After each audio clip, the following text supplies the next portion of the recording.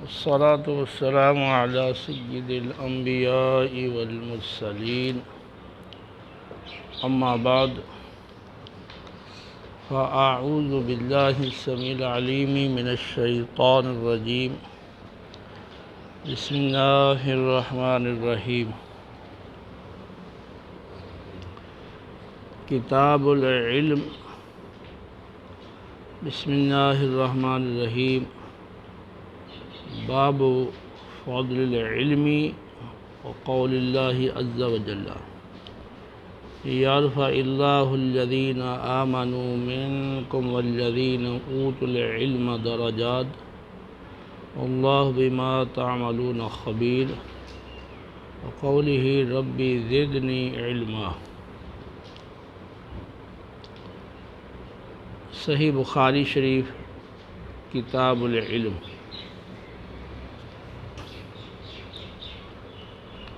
اس سے قبل کتاب الوحی اور کتاب الایمان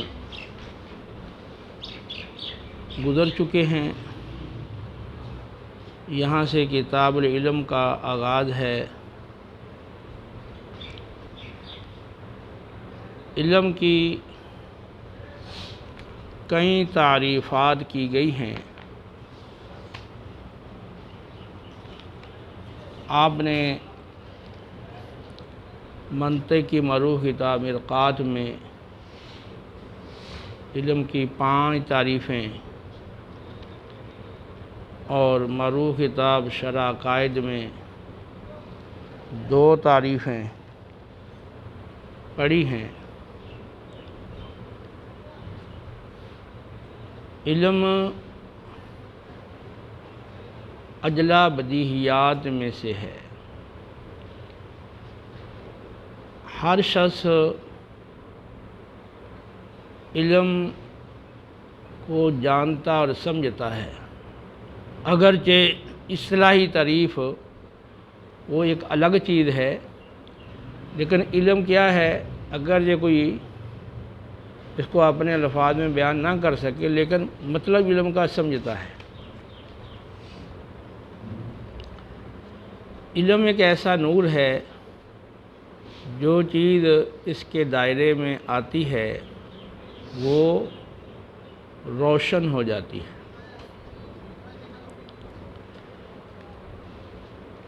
امام بخاری رحمۃ اللہ تعالی علیہ نے علم کی فضیلت کا عنوان قائم کیا ہے،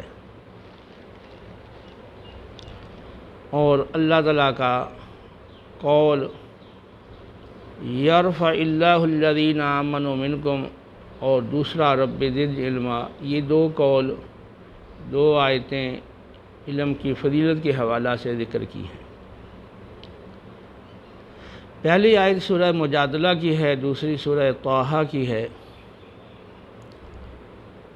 یا ایھا الذین آمنوا اذا قیل لکم، اے اہل ایمان جب تمہیں کہا جائے، تفصحوا فی المجالس فافصحوا یفصح اللہ لکم، کشادہ ہو جاؤ مجلس میں، کشادگی پیدا کرو، کھلے کھلے ہو کر بیٹھو تو تم کشادگی پیدا کر دیا کرو، کشادہ ہو جایا کرو، اللہ تمہیں کشادہ فرما دے گا۔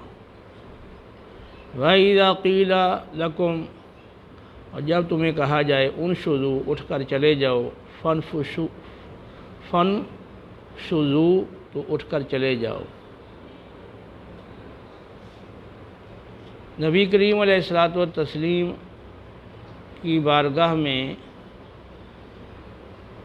بعض حضرات ذوق اور شوق سے انتہائی قریب ہو کر بیٹھنے کی کوشش کرتے تھے، اور بعض اوقات منافقین باطنی حبس کی وجہ سے آگے قریب ہو کر وہ جگہ گھیر لیتے تھے۔ تو منافقین تو اس لیے آگے ہو کر جگہ گھیر لیتے تھے کہ آگے لوگوں کو جگہ نہ ملے، اور بعض مخلصین تھے لیکن وہ اس لیے آگے ہو کر بیٹھتے تھے کہ ہمیں آپ صلی اللہ علیہ وسلم کا قرب نصیب ہو، قریب سے ہم آسانی سے آپ کی بات سن سکیں۔ تو ظاہر سی بات ہے کہ جب کوئی معظم شخصیت ہوتی ہے اس سے لوگوں کو اعتقاد اور محبت ہوتی ہے، تو پھر لوگ ایک دوسرے کے اوپر چڑھ جاتے ہیں ان کا قرب پانے کے لیے۔ آپ نے دیکھا ہوگا، تو اس سے ظاہر سی بات ہے کہ وہ مجلس میں تنگی پیدا ہو جاتی ہے۔ اور پھر بعض اوقات ایسا ہوتا ہے کہ جو اہم شخصیات ہیں، جو زیادہ سمجھدار ہیں اور جن کے بارے میں یہ توقع ہے کہ وہ اس بات کو زیادہ بہتر طریقے سے سمجھ سکیں گے اور اس کو محفوظ کر سکیں گے اور آگے کو پہنچا سکیں گے، تو ان کو قریب جگہ دینے کی حاجت ہوتی ہے۔ اگر عام صحابہ آ کر بیٹھ گئے ہیں، بعد میں اگر شیخین کریمین آئے ہیں اور بڑی صحابہ میں سے کوئی بزرگ صحابی تشریف لائے ہیں، تو اب ان کو قریب جگہ دینے کی حاجت ہے، تو آگے سے جگہ پہلے ہی وہ گھری ہوئی ہے، آگے جگہ ہی نہیں ہوتی ہوگی، تو یہ فرمایا گیا۔ پھر بعد میں کوئی لوگ آئے ہیں تو ویسے ہی وہ جگہ تنگ ہے، تو اب ان کو جگہ نہیں مل رہی بیٹھنے کے لیے۔ اور بخاری مسلم کی روایت کے مطابق یہ بھی منع فرمایا گیا ہے کہ کوئی شخص جناب باہر سے آئے تو پھر وہ کسی کو اٹھا کر اس جگہ بیٹھ جائے، اسی طرح دو افراد کے درمیان آ کے تیسرا گھس جائے اور ان میں تفریق کر دے، اس کی بھی مانت آئی ہے۔ تو فرمایا گیا ہے حدیث کے اندر کہ تم خود ہی لوگوں کے لیے کشادگی پیدا کر دیا کرو۔ تو قرآن میں یہ فرمایا باقاعدہ کہ رسول اللہ صلی اللہ علیہ وسلم کی بارگاہ میں جو علم دین حاصل کرنے کے لیے حاضر لوگ ہیں، تو ان کو کہا جا رہا ہے کہ اے اہل ایمان، جب تمہیں کہا جائے کہ مجلس میں کشادگی پیدا کرو، ذرا کھلے کھلے ہو جاؤ، تو تم کشادگی پیدا کر دیا کرو اور کھلے کھلے ہو جایا کرو، اس کی برکت سے اللہ تمہیں کشادہ فرما دے گا، تمہارے دلوں کو کشادہ کر دے گا اور تمہیں دنیا آخرت میں کشادگی عطا فرمائے گا۔ اور جب کہا جائے اٹھ کے چلے جاؤ، انشزوا فانشزوا، تو اب اگر کسی کو کہا گیا ہے مجلس ختم ہو رہی ہے، تو اب حاضرین کا تو شوق تھا کہ بس بیٹھے ہی رہے جب تک خود رسول اللہ سے اٹھ کر نہ جائیں، تو بس وہ بیٹھے ہیں۔ اور بعض اوقات یہ ہوتا ہے کہ آپ نے بعض خاص صحابہ سے کوئی مشورہ کرنا ہے یا کسی خاص فرد سے مشورہ کرنا ہے، تو وہ سب کے سامنے وہ بات نہیں کرنی، تو وہ جو آگے بیٹھے ہیں اب ان کو کہا جائے تم اٹھ کے چلے جاؤ، تو وہ شاید دل میں کوئی وہ محسوس کرے ناراضگی، تو فرمایا ایسا نہ ہو، جب کہا گیا ہے اٹھ کے چلے جاؤ تو چلے جاؤ۔ تو یہ رسول اللہ صلی اللہ علیہ وسلم کی بارگاہ کے آداب بتائے گئے۔ اور پھر آگے فرمایا گیا یرفع اللہ الذین آمنوا منکم والذین اوتوا العلم درجات واللہ بما تعملون خبیر۔ اب یہ دونوں حکم آ گئے کہ مجلس میں کشادگی پیدا کرنے کا کہا جائے تو کشادگی پیدا کیا کرو، اٹھ کر جانے کا کہا جائے تو اٹھ کر چلے جایا کرو۔ درجات کی بلندی کا دار و مدار خاص اس بات پر ہی نہیں کہ تم جناب اخیر مجلس تک بیٹھے رہو اور پھر اٹھ کر کہا جائے پھر بھی اٹھ کے نہ جاؤ اور تم قرب کے لیے قریب بیٹھو یا آگے جگہ گھیر لو اور اس کی کشادگی پیدا نہ کرو۔ اصل جو قرب کا مدار ہے وہ ایمان اور علم ہے، تو تمہارے لیے ضروری ہے کہ تم اطاعت بجا لاؤ، جیسا حکم ہے اللہ کا، اللہ کے رسول کا، ویسا عمل کرو۔ اصل چیز ہے ایمان اور علم، تو تم میں سے جو اہل ایمان ہیں اور جنہیں علم دیا گیا ہے، اللہ ان کو درجو بلندی عطا فرمائے گا، ان کے درجات کو بلند فرمائے گا، اور اللہ تعالیٰ تمہارے سارے کاموں سے پوری طرح باخبر ہے۔ تو اس میں مجلس علم کے آداب بھی آ گئے، اور اس میں علم کی فضیلت بھی آ گئی۔ اہل ایمان اور اہل علم، تو یہاں پر افراد تو ایک ہی ہیں، ان کے اوصاف دو بیان کیے گئے ہیں، ایک ایمان اور ایک علم۔ بعض اوقات ایسا ہوتا ہے کہ موصوف ایک ہی ہوتا ہے اور اوصاف مختلف ہوتے ہیں، ان کا عطف ڈالا جاتا ہے ایک دوسرے پر۔ یہاں ایسا نہیں ہے کہ اہل ایمان وہ اور الگ ہیں جن کے اللہ تعالیٰ درجات بلند کرتا ہے، اور اہل علم وہ الگ ہیں ان کے اللہ درجات بلند کرتا ہے۔ وہی اہل ایمان جو اہل ایمان اہل علم بھی ہیں، کیونکہ بغیر ایمان کے تو علم یا کوئی بھی بڑے سے بڑا بے نیکی ہے اس کی کوئی وقت نہیں ہے، وہ کل عدم ہے۔ تو وہ فرمایا گیا کہ تم میں سے جو لوگ ایمان لائے ہیں اور جن کو علم عطا کیا گیا ہے، اللہ تعالیٰ ان کے درجات کو بلند فرماتا ہے اور بلند فرمائے گا۔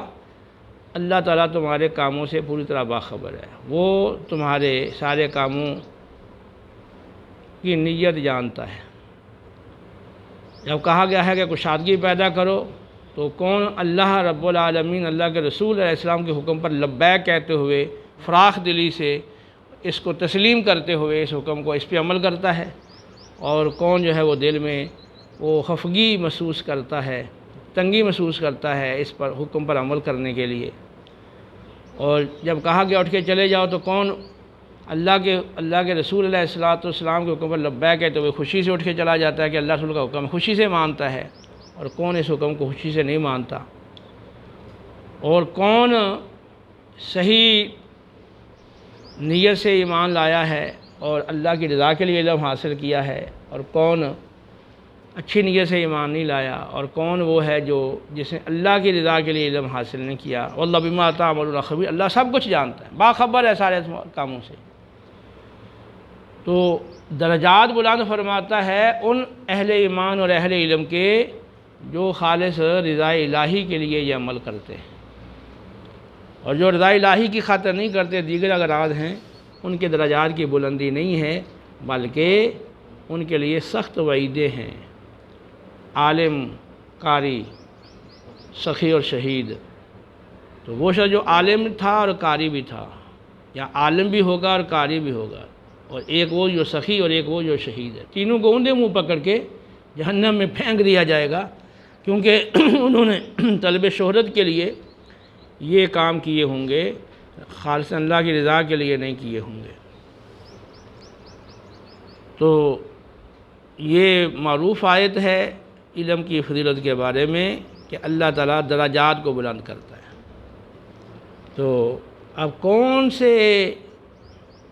علم پڑھنے والوں کے درجات کو اللہ بلند کرتا ہے؟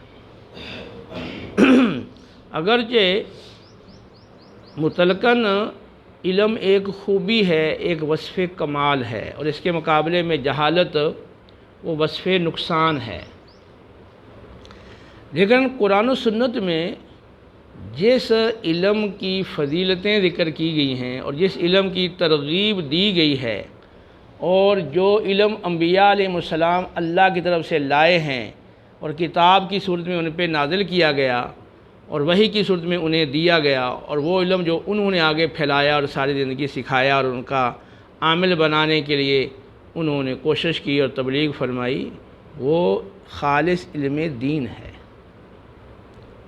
ہاں باقی جو علوم ہیں، اگر کوئی اچھی نیت سے ان کو حاصل کرے اور ان کے ذریعے سے دین کو فائدہ پہنچائے تو اس کا ثواب ہے، لیکن جو خالص علم ہے جس کے فضائل بیان کیے گئے ہیں وہ علم دین ہے۔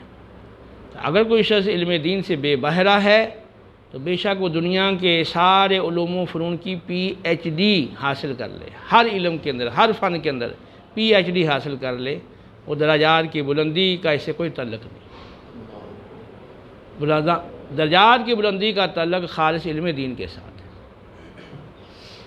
کیونکہ نبی کریم علیہ السلام جو علم سکھا رہے ہیں اسی کی بات ہو رہی ہے نا۔ تو آپ کیا سکھاتے تھے؟ یعلمہم الکتاب والحکمت ویزکیہم، کتاب و سنت کی تعلیم اور تزکیہ نفس، ساتھ علم کا مقصد بھی بیان کر دیا کہ علم کا مقصد کیا ہے۔ ویزکیہم ویعلمہم الکتاب والحکمہ وان کانوا من قبل لفی ضلال مبین۔ تو آپ لوگوں کے نفوس کا تزکیہ فرماتے ہیں اور انہیں کتاب و حکمت کی تعلیم سے آراستہ فرماتے ہیں۔ وَإِن كَانُوا، اور بے شک، یہ ان مخفف من المثقلہ ہے، جو انا تھا اصل کے اندر اور وہ ان کی شکل میں یہاں آیا ہے، اور بے شک اور یقیناً آپ کے آنے سے پہلے لوگ فی ضلال مبین، کھلی گمراہی کے اندر تھے۔ جہالت کا نتیجہ کیا ہے؟ گمراہی، اور کتاب و سنت کی تعلیم اور علم کا نتیجہ کیا ہے؟ ہدایت۔ تو آپ نے گمراہی کو ختم کر کے آپ نے ہدایت کو پھیلایا۔ تو گمراہی کس کا نتیجہ ہے؟ جہالت کا، اور ہدایت کس کا نتیجہ ہے؟ علم کا۔ تو کتاب و حکمت کی تعلیم اور تزکیہ نفس، یہاں پتہ چل گیا کہ کس علم کی بات ہو رہی ہے، اور اس علم سے مقصود کیا ہے؟ مقصود ہے تزکیہ نفس۔ تو اب تزکیہ نفس کس علم سے ہوتا ہے؟ اور تزکیہ نفس کس علم سے ہوتا ہے؟ اللہ کی رضا کے لیے حاصل کیا جائے، اس بھی علم دین سے ہوتا ہے نا، کتاب و سنت کے علم سے تزکیہ نفس ہوتا ہے نا، یا جو دنیا کے علوم و فنون ہیں ان سے تزکیہ نفس ہوتا ہے۔ تو قرآن و سنت کے علوم سے تزکیہ نفس ہوتا ہے۔ تو آپ تشریف لائے ہیں تاکہ کتاب و سنت کی تعلیم دیں اور تزکیہ نفس کریں۔ اور مزید یہ ہے کہ آپ کی تشریف آوری اس لیے ہوئی، الذی ارسل رسولہ بالہدی ودین الحق لیظہرہ علی الدین کلہ، اللہ نے آپ کو ہدایت اور دین حق دے کر اس لیے بھیجا ہے کہ آپ کے ذریعے سے اللہ دین حق کو تمام دینوں کو غالب کر دے۔ تو اللہ نے آپ کو ہدایت دے کر اور دین حق دے کر بھیجا، والذی ارسل رسولہ بالہدی ودین الحق۔ تو اب وہ دین حق اور جو ہدایت آپ لے کر آئے ہیں وہ علم دین ہے، جو بذریعہ کتاب اور بذریعہ وحی عطا فرمایا گیا۔ تو یہ اس لیے دیا گیا ہے تاکہ دین حق کا غالب کرے۔ تو علم دین کا مقصد وہ دین حق کا غلبہ ہے، وہ دین اسلام کا غلبہ ہے۔ تو لہذا جو علم پڑھنے والے ہیں ان کو یہ بات پیش نظر رکھنی چاہیے کہ جس علم کے فضائل بیان کیے گئے ہیں اور جس پر خوشخبریاں اور بشارتیں سنائی گئی ہیں، تو وہ علم قرآن و سنت کا علم ہے، اور اس علم سے مقصود تزکیہ نفس ہے، اور اس علم سے مقصود غلبہ دین اسلام ہے۔ تو اگر علم پڑھنے والے تزکیہ نفس کے راہ پر اور غلبہ دین کے لیے کوشش کے راستے پہ چل رہے ہیں تو وہ علم سے جو مقصود ہے وہ حاصل کر رہے ہیں، اور اگر اس راہ پہ نہیں چل رہے تو پھر محض علم بغیر عمل کے، محض علم بغیر تزکیہ نفس کے، یہ آخرت کے اندر گرفت کا اور پکڑ کا باعث ہو سکتا ہے۔ اور اسی طرح آگے فرمایا رب زدنی علما ولا تعجل بالقرآن، فتعال اللہ المالک الحق، اللہ جو بادشاہ حقیقی ہے وہ بلند و برتر ہے، ولا تعجل بالقرآن من قبل ان یقضی الیک وحیہ، اور آپ قرآن پڑھنے میں جلدی نہ کریں یہاں تک کہ آپ کی طرف جو وحی فرمائی گئی ہے وہ اس کی تکمیل ہو جائے۔ تو جو وحی بدریہ فرشتہ بھیجی گئی ہے، جب تک وہ وحی تکمیل کو نہ پہنچ جائے تو آپ اس سے پہلے قرآن پاک کو پڑھنا شروع نہ کریں اور اس میں جلدی نہ کریں۔ وَقُلْ رَبِّ زِدْنِي عِلْمًا، اور یہ کہیں کہ اے میرے رب میرے علم میں زیادتی، میرے علم میں اضافہ فرما۔ تو سورۃ القیامہ کے اندر بھی لا تحرک بہ لسانک لتعجل بہ ان علینا جمعہ وقرآنہ فاذا قرأناہ فاتبع قرآنہ ثم ان علینا بیانہ، تو وہاں بھی یہی مضمون آیا ہے۔ اور اسی طرح سورۃ الاعلیٰ کے اندر بھی اس کا ذکر مختصر سا آیا ہے، سنقرئک فلا تنسیٰ، ہم آپ کو اس طرح قرآن پڑھائیں گے کہ آپ بھولیں گے نہیں۔ تو آپ صلی اللہ علیہ وسلم کو وحی کے حوالے سے یہ بتایا گیا ہے کہ جب تک جبریل علیہ السلام قرآن پاک پڑھ رہے ہیں، وحی آپ کے سامنے سنا رہے ہیں، تو اس وقت آپ جلدی یاد کرنے کی فکر میں ان کے ساتھ ساتھ ان کے پڑھنے کے دوران نہ پڑھیں، آپ خاموش رہیں، توجہ سے آپ سنتے رہیں۔ باقی یہ آپ سے پڑھوا دینا اور آپ کو یاد کرا دینا اور ان کے معنی مفاہیم سکھا دینا، یہ ہمارے ذمہ ہے۔ تو یہ تھا نا کہ جلدی جلدی میں یاد کر لوں، بھول نہ جاؤں، یہ علم کا شوق، علم کا ذوق ہے۔ تو اس جو اصل جذبہ تھا شوق ذوق علم کا، اس کی تو تحسین فرمائی گئی کہ قُلْ رَبِّ زِدْنِي عِلْمًا، آپ کہیں کہ اللہ میرے علم میں اضافہ فرما، یہ اضافہ، لیکن جب پڑھ رہے ہیں اس وقت آپ خاموشی سے سنیں۔ تو جب استاد پڑھا رہا ہے تو طلباء کو بھی چاہیے کہ وہ پوری توجہ سے خاموشی کے ساتھ سنیں۔ اب وہاں جو ہمارے ہاں دیکھنے میں حال ہے تو وہ کیا ہے، اونگ رہے ہیں، نیند آ رہی ہے اور ذہن کہیں اور مصروف ہے، یا پھر قلم کتاب اور اس کی مثل کسی اور چیز سے کھیل رہے ہیں، کبھی ایک دوسرے کی طرف آنکھوں سے اشارے کر رہے ہیں۔ اور یہ بات کلاسوں میں بھی ہوتی ہے اور یہ بات محافل اور مجالس کے اندر بھی ہوتی ہے۔ یہ اس سے کیا پتہ چلتا ہے کہ علمی ذوق نہیں ہے، ورنہ طالب علم، علم کا متلاشی، علم کا طلب کرنے والا، تو اگر واقعی دل میں طلب ہو تو جب وہ چیز اس کو دی جا رہی ہو تو وہ سو جائے، آنکھیں بند کر لے، کھیل کود میں لگ جائے، ذہن کسی اور جگہ مصروف کر دے، یا اٹھ کر چلا جائے، چھٹی کرے۔ ہمارے طلباء کی تو چھٹیاں ہی ختم نہیں ہوتی، یہ تو پوری زندگی ان کو چھٹی رہے تو شاید یہ پھر بھی سیر نہ ہو۔ تو کیا ہے یار، اگر آپ کو عید کے موقع پر چند چھٹیاں دی گئی ہیں تو کم طلباء ہیں کہ جو اس سے زائد چھٹی نہ کریں یا پہلے چھٹی نہ کریں۔ ہر موقع پر جب چھٹی آ رہی ہے ایک دن پہلے چھٹی کر لی، اور پھر چھٹی ختم ہو گیا تو ایک دو دن لیٹ آنا یا اس سے زائد لیٹ آنا، پھر خواہش مند رہنا کہ بھی چھٹی دی جائے۔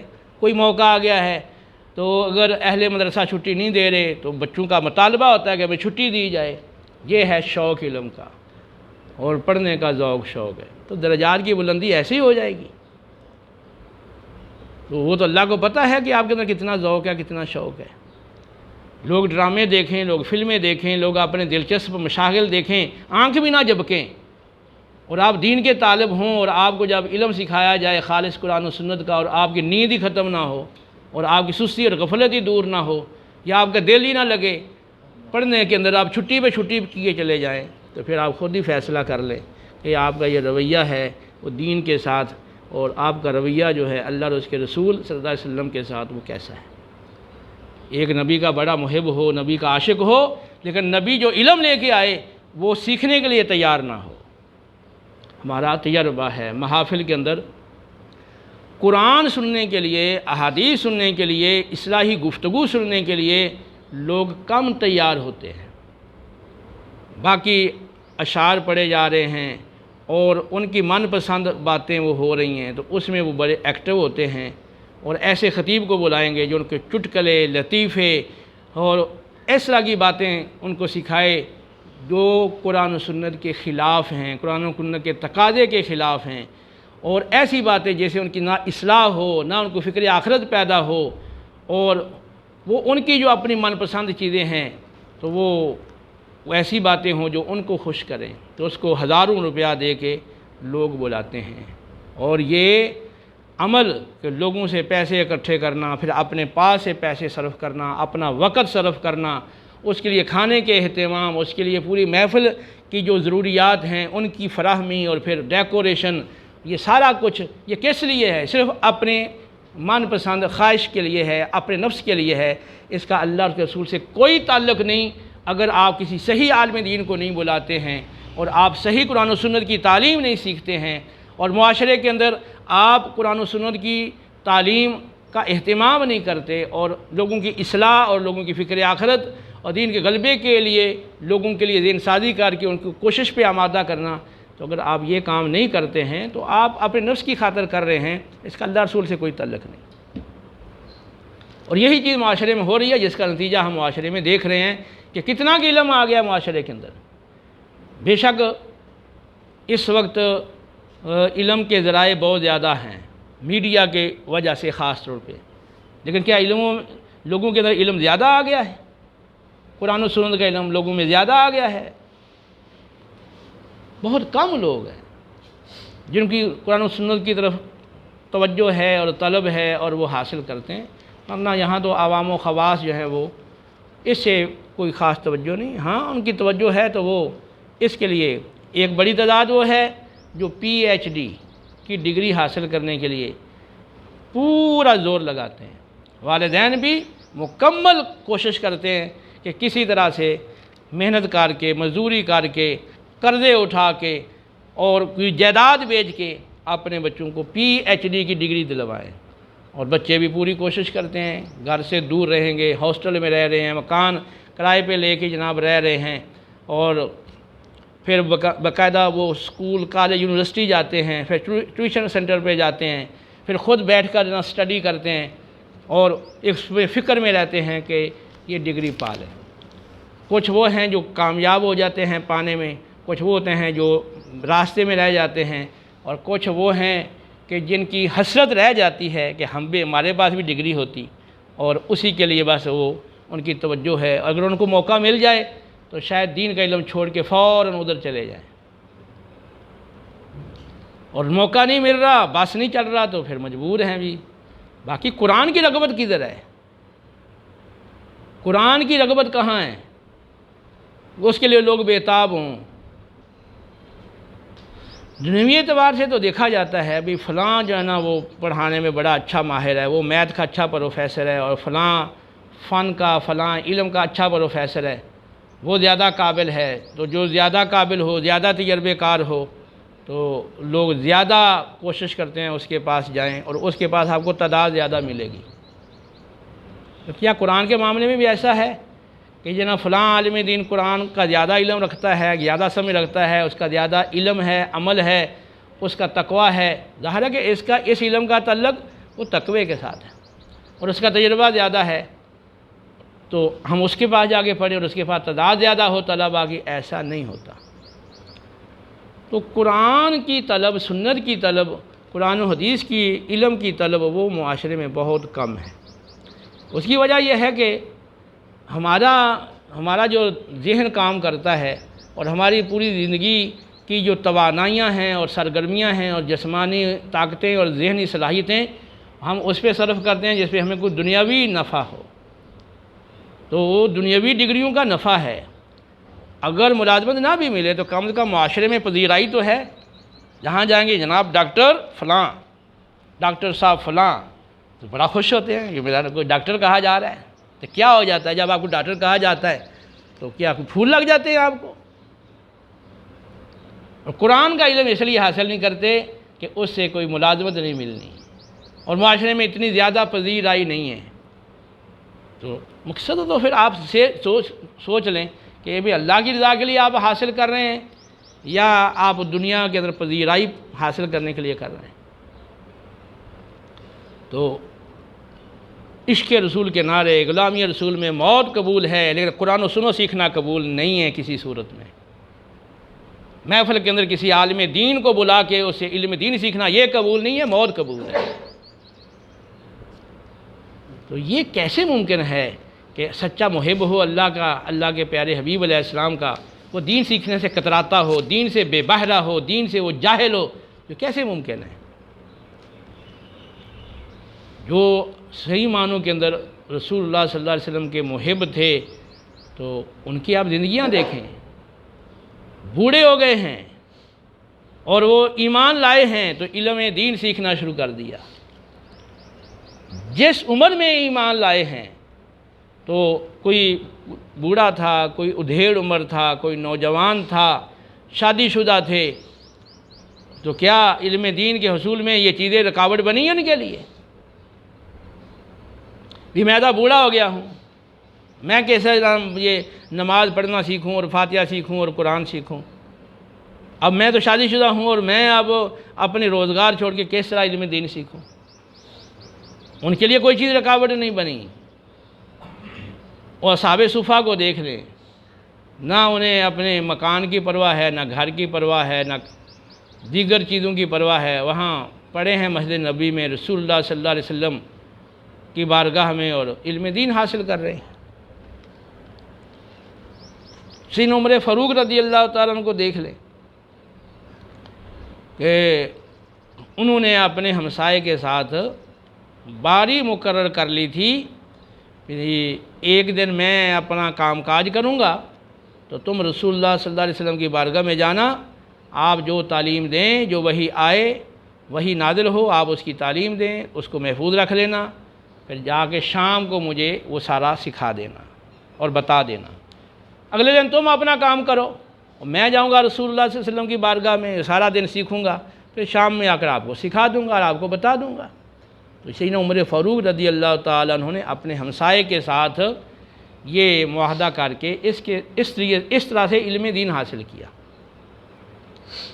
تو یہاں جو ہمارے طلباء ہیں یہ تو عمومی طور پہ شادی شدہ نہیں ہوتے اور ان پہ شادی کے بعد والے جو اخراجات ان کے ذمہ نہیں ہوتے، والدین ان کو افورڈ کر رہے ہوتے ہیں، ان کے اخراجات والدین برداشت کر رہے ہوتے ہیں، ان کو سوائے علم حاصل کرنے کے اور کوئی فکر نہیں ہوتی اور نہیں ہونی چاہیے۔ اس کے باوجود ان کا کوئی ذوق شوق وہ نظر نہیں آتا۔ ہاں، ذوق شوق پیدا کرنے کے لیے کوئی ملازمت، کوئی جاب اور کوئی بڑی تنخواہ اور کوئی اس طرح کا کوئی آفر وہ اگر حکومت کی طرف سے ہو تو پھر یہ علم دین حاصل کریں، ورنہ وہ ذوق شوق محض اللہ کی خاطر ہو اور وہ آخرت کی خاطر ہو اور خوف خدا اور خشیت الہی کی وجہ سے ہو یا محبت رسول صلی اللہ علیہ وسلم کے وجہ سے وہ ہو، ایسا نہیں ہے، ایسا بہت کم ہے۔ ربی زدنی علما، اے میرے علم میں اضافہ فرما۔ آپ دعا تو مانگ رہے ہیں لیکن ربی زدنی علما، لیکن عملی طور پر آپ علم سیکھ نہیں رہے ہو، تو اس کا مطلب وہ طلب نہیں ہے۔ ایک بندہ دعا مانگتا ہے مجھے یا اللہ ملازمت مل جائے، مجھے نوکری مل جائے، میری نوکری لگ جائے، تو کوشش کرتا ہے نہیں عملی طور پہ؟ میری فصل اچھی ہو، گندم کی فصل اچھی ہو، مکئی کی، چاول کی فصل اچھی ہو، فلاں میری پیداوار اچھی ہو، کیا اس کے لیے کوشش نہیں کرتا؟ دنیاوی اعتبار سے آپ جس چیز کی دعا کرتے ہیں اور جس کی آپ طالب ہیں، عملی طور پہ اس کے لیے کوشش کرتے ہیں۔ یہاں صرف دعا یہ ہے کہ ربی زدنی علما، بس عملی طور پہ کوئی سیکھنے کی کوشش نہیں ہے۔ سیکھنے کا موقع بھی ہے تو جان چھڑا کے بھاگ جاتے ہیں، رسی تڑوا کے بھاگ جاتے ہیں۔ تو یہ آپ کی جو دعا مانگی جا رہی ہے، یہ آپ خود غور کر لیں کہ آپ کا رویہ تو اس کے خلاف ہے۔ طلب تو ہے ہی نہیں، ذوق تو ہے ہی نہیں، شوق تو ہے ہی نہیں۔ آگے اس کا ذکر آئے گا کہ بعض حضرات نے علم دین حاصل کرنے کے لیے کتنے دور دراز کے سفر کیے۔ تو آگے امام شافعی کی ایک روایت آئے گی، جنہوں نے حاضر شخص کو حدیث سنا کر کہا کہ میں نے تمہیں جو حدیث بتائی ہے اس سے چھوٹے متن والی، اس سے مختصر حدیث سیکھنے کے لیے لوگ مدینہ منورہ کا سفر کرتے تھے، دور دراز سے مدینہ منورہ جا رہے ہیں۔ پھر بعد میں جب صحابہ پھیل گئے تو پھر بعد مدینہ منورہ سے شام جا رہے ہیں، دیگر ممالک میں جا رہے ہیں تاکہ وہاں کسی صحابی کے پاس جا کے وہ حدیث سیکھیں۔ تو علم یہ ضروری چیز ہے، علم کے بغیر عمل نہیں ہو سکتا۔ اللہ تعالیٰ کو آپ نے راضی کرنا ہے تو راضی کیسے کرنا ہے؟ اس کی اطاعت کے ذریعے، اس کی پسند والے کام کر کے اور اس کے ناپسندیدہ کاموں سے بچ کر، اس کے اوامر پر عمل کر کے اور نواہی سے اجتناب کر کے اس کو راضی کرنا ہے۔ اور یہ چیز کیسے آئے گی؟ علم کے ذریعے۔ بغیر علم کے تو نہیں پتہ چل سکتا کہ یہ کام جو میں کرنے جا رہا ہوں یہ اللہ کو راضی کرنے والا ہے یا اللہ اسے ناراض ہوتا ہے۔ تو یہ چیز علم سے آنی ہے۔ تو جتنے انبیاء علیہ السلام آئے سب کے سب، اور ان کے تربیت یافتہ ان کے سچے اصحاب اور اہل بیت اطہار علیہم رضوان، اور ان کے بعد ان کے نقش قدم پر چلنے والے اولیاء اعظام، سب کی زندگی کا محور و مرکز اور توجہ کا مرکز وہ تھا علم دین پھیلانا، علم دین سکھانا، پہلے سیکھنا پھر سکھانا۔ انبیاء علیہ السلام اللہ سے سیکھتے ہیں، ان کا معلم اللہ ہے، اور پھر وہ آگے سکھاتے ہیں معلم بن کر۔ پھر ان کے اصحاب اور ان کے جو قریبی افراد ہیں وہ متعلم بن کر سیکھتے ہیں اور پھر آگے معلم بن کر سکھاتے ہیں۔ تو پہلا درجہ ہے متعلم کا اور دوسرا درجہ ہے معلم کا۔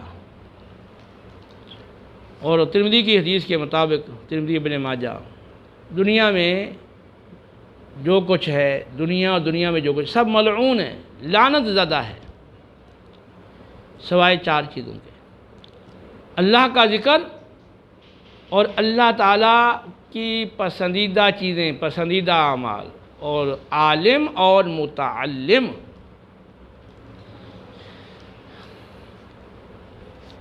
تو یہ پورا جو نظام ہے اس کی درستگی علم کے ساتھ وابستہ ہے۔ کوئی بھی آپ کام لے لیں، کوئی بھی آپ عمل لے لیں، کوئی بھی آپ منصوبہ لے لیں، تو اس کی تکمیل صحیح پیمانے پر وہ کیسے ہوگی؟ علم کے ساتھ۔ اور علم وابستہ ہے عالم اور متعلم کے ساتھ، معلم اور متعلم کے ساتھ۔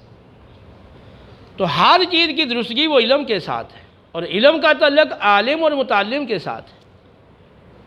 تو اس سے آپ علم کی اہمیت کا اندازہ لگا سکتے ہیں۔ آپ کسی بھی راستے پہ جا رہے ہیں، اگر آپ کو علم نہیں ہے تو آپ بھٹک جائیں گے، راستہ بھول جائیں گے، اپنی منزل سے دور ہوتے چلے جائیں گے۔ اپنی منزل پہ آپ نہیں پہنچ سکتے جب تک آپ کو علم نہ ہو۔ تو ہماری دنیا میں آنے کا جو مقصد ہے وہ بھی تو کوئی مقصد ہے نا ہمارا، وہ جو مقصد ہے وہی تو ہماری منزل ہے، اور ہم جو زندگی گزار رہے ہیں گویا کہ اس منزل کی طرف جا رہے ہیں۔ تو اگر علم ہے، صحیح علم، تو پھر تو اس پر پہنچ پائیں گے، اگر صحیح علم نہیں ہے تو بھٹک جائیں گے۔ ہر شخص کو دیکھنا چاہیے کہ جو مقصد زندگی ہے اور جو ہماری زندگی کی اصل منزل ہے، جس کی طرف ہمارا سفر رواں دواں ہے، تو کیا ہمیں علم ہے اس تک رسائی کا، اور اس علم کی روشنی میں ہم صحیح چل رہے ہیں، یا کہ صحیح علم حاصل کرنے کی پرواہ نہیں کی اور منزل کی طرف جا رہے ہیں یا منزل سے دور ہو رہے ہیں، کبھی اس کی فکر ہی نہیں کی۔ اس کا جائزہ لیں، اپنا محاسبہ کریں، غور کریں اور علم حاصل کریں، تاکہ آپ اپنی منزل تک پہنچ سکیں، اپنے مطلوب کو اور مقصود کو پا سکیں، اب اللہ کو، اللہ کے حبیب علیہ السلام کو راضی اور خوش کر سکیں۔ وَمِنَ النَّاسِ مَن یشری نفسہ ابتغاء مرضات اللہ، تو لوگوں میں بعض وہ ہیں جو اللہ کی رضا پانے کے لیے اپنی جان بیچ دیتے ہیں، صرف کر دیتے ہیں۔ تو اللہ کی رضا کیسے پائیں گے؟ علم کے ذریعے، بنیاد علم ہے، بغیر علم کے اللہ کی رضا کا آپ کو کیا پتہ کہ اللہ کی رضا کن کاموں میں ہے، کن باتوں میں ہے، کن امور کے اندر ہے۔ تو مقصود قرآن و سنت کا علم، اور اس کے ذریعے سے تزکیہ نفس اپنا کرنا اور آگے دوسروں کو تعلیم دے کے ان کا تزکیہ نفس کرنا، اور اس طریقے سے دین کو غالب کرنا، یہ ہے اللہ کی رضا پانے کا طریقہ۔ تو اس کے لیے یہ تمام مسلمانوں پہ لازم اور ضروری ہے کہ وہ علم دین، صحیح علم دین سیکھنے اور سکھانے کا باقاعدہ اہتمام کریں۔ اس کے لیے مدارس بنائے گئے ہیں، باقی جو کالجز ہیں، یونیورسٹیز ہیں، ان کا تو ایک خاص مطمع نظر ہے اور ان کا ایک خاص نصاب ہے، اور آپ جانتے ہیں کہ وہ نصاب انگریز کا بنایا ہوا ہے۔ تھوڑا بہت اپنی طرف سے تصرف کر کے یہ تھوڑی بہت تبدیلی کر سکتے ہیں، زیادہ تبدیلی یہ نہیں کر سکتے۔ اور اس میں جو مخلوط چیز ہے، لڑکے اور لڑکیوں کا اکٹھا پڑھنا، تو جو علم دین ہے وہ تو اس کی نفی کر رہا ہے، وہ تو اس کی نفی کر رہا ہے۔ نبی کریم صلی اللہ علیہ وسلم عید کے موقع پر آپ نے صحابہ کو خطبہ دیا، پھر اس کے بعد آپ خواتین میں جا کر خطبہ دیتے تھے۔ خواتین نے عرض کیا، یا رسول اللہ، آپ مردوں کو تو علم سکھاتے ہیں، ہمارے لیے بھی کوئی دن مقرر کریں۔ تو آپ نے فرمایا ٹھیک ہے، تم دن مقرر کر لو، تو اس پر میں تمہارے پاس آ کر تمہاری ضروریات کی باتیں ہیں وہ تمہیں سکھا دوں گا۔ تو آپ پورا وہ سورہ احزاب ہے، سورہ نور ہے اور دیگر مقامات ہیں، وہ اس میں حجاب کی تفصیل پڑھیں۔ قرآن و سنت مرد عورتوں کے اختلاط، اور اختلاط بھی وہ کہ جس میں عورت کا حجاب نہیں ہے اور بلا تکلف ہو، وہ میل جول اور خلوت اور باتیں، اور کبھی جناب وہ مرد ہیں اور پڑھانے والی جناب استانی وہ عورت ہے، پڑھانے والا مرد ہے، پڑھنے والی خواتین ہیں، اور امجیلے جڑا ماحول ہے۔ قرآن و سنت اس کی اجازت نہیں دیتا۔ یہ علم کا نتیجہ نہیں ہے، یہ علم کے اپوزٹ جو چیز ہے اس کا نتیجہ ہے۔ تو وہاں سے کوئی علم دین، ایسا علم دین حاصل ہو کہ جیسے زندگی بدل جائے، انقلاب آ جائے، تزکیہ نفس ہو جائے، وہ چیز قریب ناممکن ہے۔ اگر تھوڑا بہت کوئی نصاب قرآن کا یا حدیث کا اس میں ہے بھی، تو وہ ان کا مقصود وہ نہیں ہے جو علم کا اصل مقصود ہے۔ وہ ہمارے حکمرانوں کی ایک مجبوری ہے کہ مسلمانوں کے ملک میں رہتے ہیں، اور یہاں کے ایک بڑی تعداد کا اس بات کا مطالبہ ہے کہ پاکستان جو ہے وہ اس بنیاد پہ حاصل کیا گیا، علم اسلام کی بنیاد پہ حاصل کیا گیا، تو اب اس کا کوئی حصہ کیوں شامل نہیں ہے نصاب میں؟ تو وہ مجبوری ہے، وہ کچھ شامل کر دیتے ہیں۔ باقی علم دین کی کیا پذیرائی ہے وہاں پر؟ فزکس اور کیمسٹری اور بائیو اور کمپیوٹر سائنسز اور دیگر جو علوم و فنون ہیں، تو ان کے جو ماہرین ہیں اور ان کی جو بڑی تنخواہیں اور ان کی جو پذیرائی ہے، اس کے مقابلے میں ان کی کیا ہے؟ ان کی کوئی حیثیت ہی نہیں سمجھی جاتی۔ اور نہ ہی آج تک ہم نے سنا کہ کوئی شروع سے لے کے اخیر تک صرف یونیورسٹی میں پڑھے، سکول کا یونیورسٹی میں پڑھے، اور پھر وہ بہترین قسم کا کوئی شیخ الحدیث اور بہترین قسم کا کوئی مفتی بن گیا ہو، اور اس نے ایک علم پھیلا دیا ہو دین کا۔ آپ مجھے بتائیں کتنی ہے اس کی مثالیں؟ اگر کوئی آپ کو یونیورسٹی کا بندہ ملے گا تو وہ بنیاد دیکھیں گے تو مدرسے سے پڑھا ہوا ہوگا، بنیاد اس کی وہ ہے۔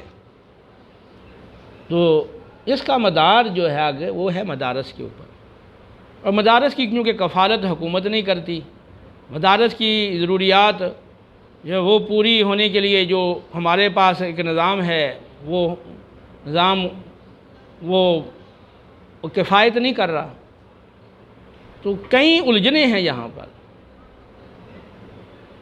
تو اب یہ کہ جو یہ ماحول آ گیا ہے اور یہ اسکول کالج یونیورسٹی کی جو ڈگریوں پر جو ملازمتیں دی جا رہی ہیں، تو جو ہمارے پڑھنے والے طلباء ہیں ان کے اندر بھی وہ کہ رغبت پیدا ہو رہی ہے، معاشرے کے اندر بھی اس بات کی پذیرائی ہے، تو گھر والے بھی چاہتے ہیں کہ ہمارا بچہ جو ہے نا وہ عالم بننے کے ساتھ ساتھ کہ فلاں ڈگری بھی ہو، بس اس ڈگری کے چکر میں وہ پھر وہ عالم برائے نام ہوتا ہے، اس کے پاس سند ہوتی ہے اور اس کے پاس علم دین نہیں ہوتا۔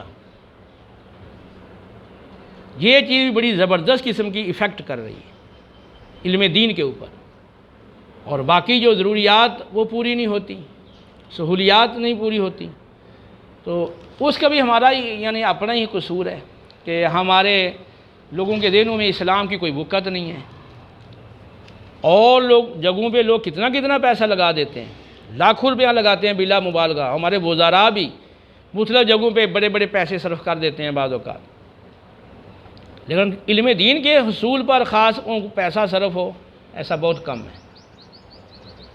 پھر بیچ میں 2 نمبر لوگ آ گئے، بعض لوگوں نے مدارس کو اپنا معاش کا ذریعہ بنایا کہ اب بنا لیتے ہیں مدرسہ، بیٹھ کے تھوڑا بہت کام چلائیں گے اور اس کے ذریعے سے لوگوں سے پیسہ لیں گے، اور پھر آگے میرا بیٹا آ جائے گا وہ سنبھالے گا، پھر میرا پوتا آ جائے گا، یہ ہمارا ایک معاش کا بنا ہوا سلسلہ چلتا رہے گا، اور دین سے کوئی لگاؤ نہیں ہے۔ دین کے لیے کوشش ہو، فکر ہو، تبلیغ کریں، وہاں لوگوں کی اصلاح کریں، جہاں مدرسہ بنا ہوا ہے وہاں لوگوں کے اندر باقاعدہ علم پھیلائیں، اور جو طلباء ہیں ان کے لیے بھرپور توجہ کریں اور ان کو پورے طور پر دین سکھائیں اور عامل بنائیں دین کا۔ کوئی فکر نہیں ہوتی، نماز پڑھے نہ پڑھے کوئی بات نہیں، تو مدرسہ کس بات کا ہے، تعلیم کس چیز کی ہے؟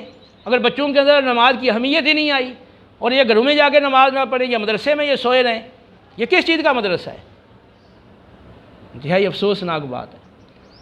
تو اب ظاہر سی بات ہے کہ اوپر سے کوئی نگرانی کرنے والا نہیں ہے، کوئی پکڑ دکڑ نہیں ہے، جس کا اپنا ذاتی مدرسہ ہے اس کو کون جا کے کہہ سکتا ہے بھی تم یہ کام کیوں نہیں کر رہے ہو؟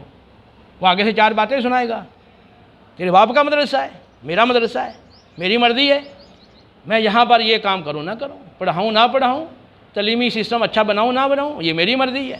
تو ٹھیک ہے تیری مرضی ہے، لیکن پتہ چل جائے گا قیامت والے دن تیری مرضی کا کیا ہوتا ہے۔ مرضی اللہ اس کے رسول کی چلنی ہے یا تیری چلنی ہے؟ کوئی اگر تمہیں غلطی سے یا خامی سے تمہیں آگاہ کرتا ہے، تمہارا بھلا کرتا ہے یا تمہارا نقصان کر رہا ہے؟ تو مطلب بہت ساری جہتوں سے وہ ایسا ماحول بن گیا ہے کہ ایسے وہ عوامل ہیں جو علم دین کے اوپر اثر انداز ہیں۔ اس وجہ سے موجودہ دور میں جو علم دین سیکھنے سکھانے کا عمل ہے وہ انتہائی کمزور ہے، اور یہ نظام انتہائی کمزور ہے۔ پھر بھی غنیمت ہے کہ اس کے ذریعے سے کچھ نہ کچھ دین کا کام ہو تو رہا ہے نا۔ اور قرب قیامت میں کیا ہوگا؟ علم اٹھ جائے گا، کیسے اٹھے گا؟ وہ علماء کے اٹھنے سے نا۔ تو اب کیا ہو رہا ہے کہ رغبت پیدا ہو رہی ہے کہ فزکس، کیمسٹری اور بایو اور ان چیزوں میں PhD حاصل کریں، اور اگر مدرسے میں آئے ہیں تو بچہ تھوڑا سا ذہین ہے، شروع میں متوسطہ میں اس نے پڑھا، یہاں سے اس نے اردو لکھنا سیکھا، انگلش لکھنی سیکھی، تھوڑا سا آگے بڑھا، اب والدین کو پتہ چلا یہ تو بچہ ہمارا بڑا قابل ہے، ٹھیک ہے، تو اب اس کو یہاں سے نکالا، اب اسکول میں لے گئے۔ جب شروع میں مدرسے میں تھا اس وقت اس کے اخراجات یہ برداشت نہیں کر رہے تھے، وہ مدرسہ برداشت کرتا تھا، اب اسکول کالج میں گیا ہے، اب بڑے بڑے اخراجات یہ سارے والدین خود برداشت کر رہے ہیں۔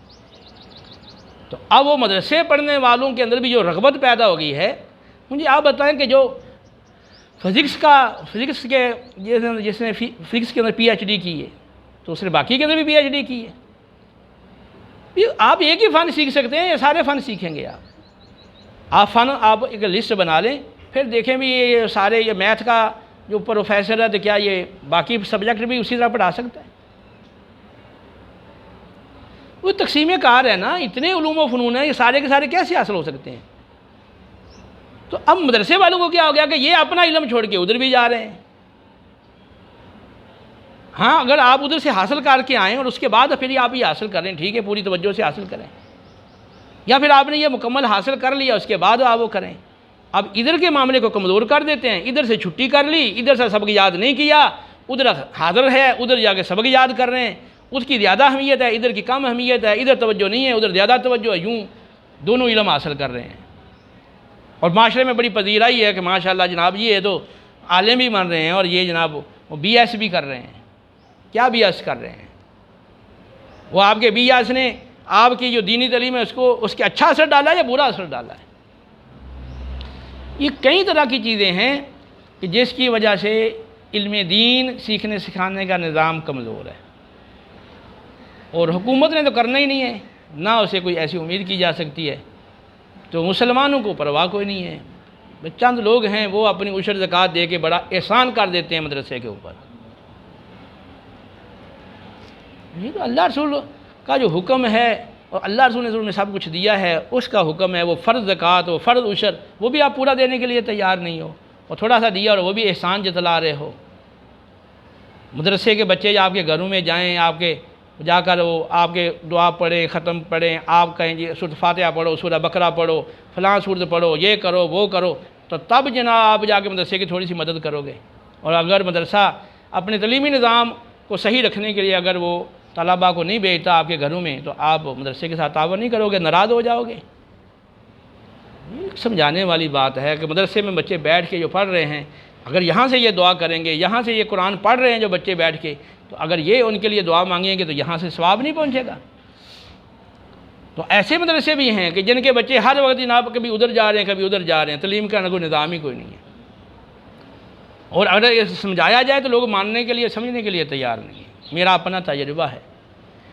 بہرحال یہ جو لوگ علم سے وابستہ ہیں، ہاں کوئی منتظم ہے اور ہاں کوئی محتمم ہے اور ہاں کوئی ناظم ہے، ہاں کوئی انتظامی فرد ہے یا ہاں کوئی پڑھانے والا استاد ہے یا پڑھنے والا طالب علم ہے، یہ سب لوگوں سے میری درخواست ہے کہ جس شعبے سے تم وابستہ ہو اس کو آپ غنیمت سمجھیں کہ اللہ نے آپ کو بہت اچھا موقع فراہم کیا ہے۔ پوری دل جمی کے ساتھ، پوری محنت سے، پوری کوشش سے آپ اپنی ذمہ داری کو پورا کریں، اور اس علم دین سیکھنے سکھانے کے عمل کو جتنا بہتر کر سکتے ہیں اپنی صلاحیتیں اور طاقتیں صرف کر کے اس کو بہتر کریں، اور اس میں آپ لگے رہیں انشاءاللہ۔ وَمَن يَتَّقِ اللَّهَ يَجْعَلْ لَهُ مَخْرَجًا وَيَرْزُقْهُ مِنْ حَيْثُ لَا يَحْتَسِبُ وَمَن يَتَوَكَّلْ عَلَى اللَّهِ فَهُوَ حَسْبُهُ۔ جو اللہ کا تقوی اختیار کرے، اللہ کا اطاعت گزار وفادار بن جائے اور اپنی زندگی کا محور و مرکز اللہ کی رضا کو بنا لے، تو اللہ اس کے لیے ہر تنگی سے نکلنے کا راستہ بھی پیدا کر دیتا ہے، اور رزق بھی وہاں سے عطا کر دیتا ہے جہاں سے رزق آنے کا بظاہر کوئی گمان ہی نہیں ہوتا۔ جو اللہ پہ بھروسہ کرے اللہ اس کے لیے کافی ہو جاتا ہے۔ تو کاش اللہ ہمیں سمجھ دے، اللہ ہماری کوتاہیاں غفلتیں اس حوالے سے معاف کرے، اور ہمیں صحیح معنوں کے اندر جو قرآن و سنت کا تقاضا ہے ان تقاضوں پہ چلتے ہوئے علم دین سیکھنے سکھانے اور آگے پہنچانے، اور اس کی جو بھی ضروریات ہیں ان کو پورا کرنے، اور اس کا ایک منظم اہتمام اور انتظام کرنے کی توفیق عطا فرمائے۔ وما علینا الا البلاغ۔